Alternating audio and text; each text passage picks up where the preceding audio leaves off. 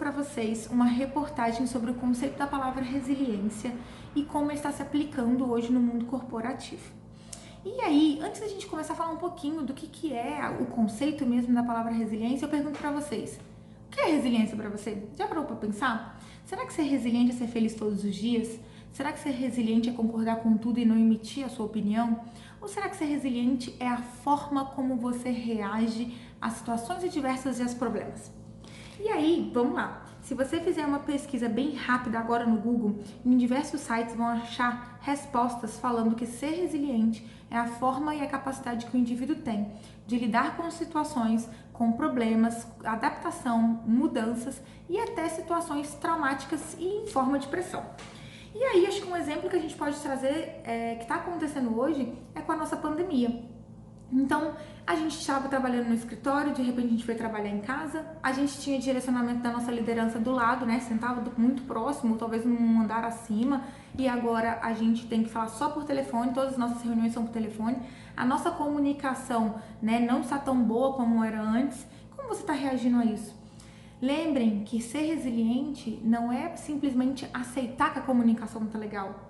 Mas como você está reagindo? Você está reclamando que a comunicação não está legal e não está fazendo nada para isso, para melhorar? Ou você está buscando alternativas para melhorar essa comunicação, melhorar essa gestão, né? O sistema como nós estamos trabalhando hoje. E aí eu volto para o conceito e falo que resiliência é a forma positiva em como reagimos a diversas situações.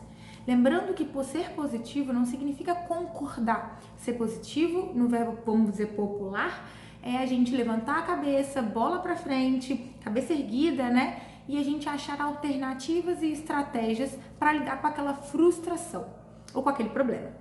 E aí me perguntam muitas vezes: Lu, como é que você avalia essa competência que a gente chama hoje de soft skills nos processos seletivos?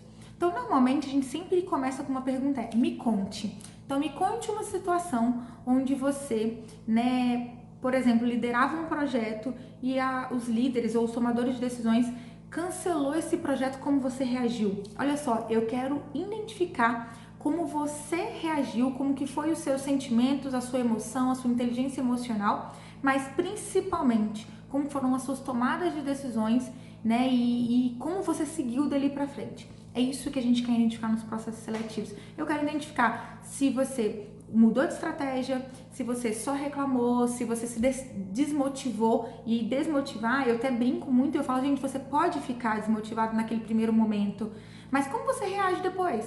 Você vai ficar desmotivado para sempre? Ou você vai achar alternativas para melhorar?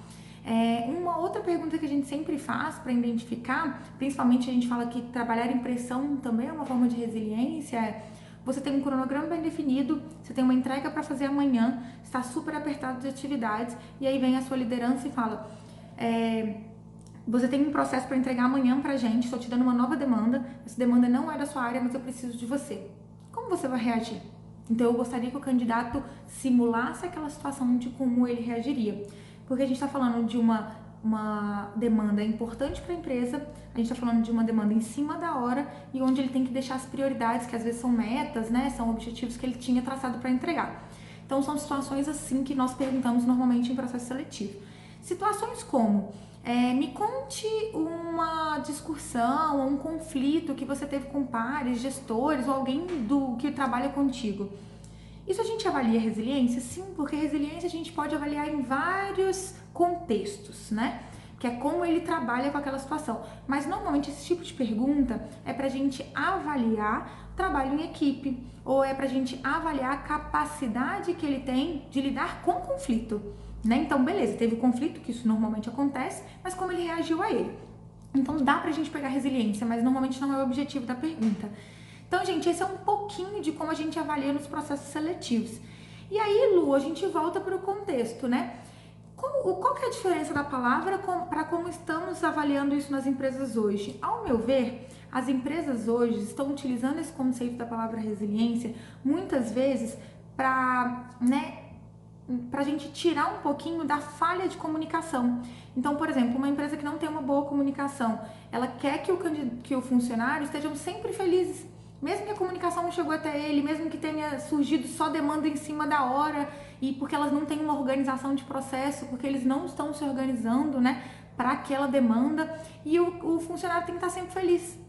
Ou o funcionário, muitas vezes, recebe uma ordem totalmente autoritária do seu gestor e com ausência de educação em algumas situações, pelo menos foi assim que eu li vários comentários dessa reportagem que eu postei para vocês, eu vi muitos comentários de pessoas falando sobre isso e a gente tem que estar sempre positivo. Então, isso não é ser resiliente.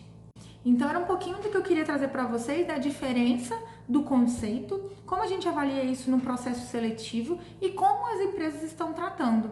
Então, é muito importante vocês saberem essa diferença, porque isso pode trazer felicidade, isso pode trazer desenvolvimento pessoal, profissional, né? Você desenvolver essa competência, que ela é muito importante.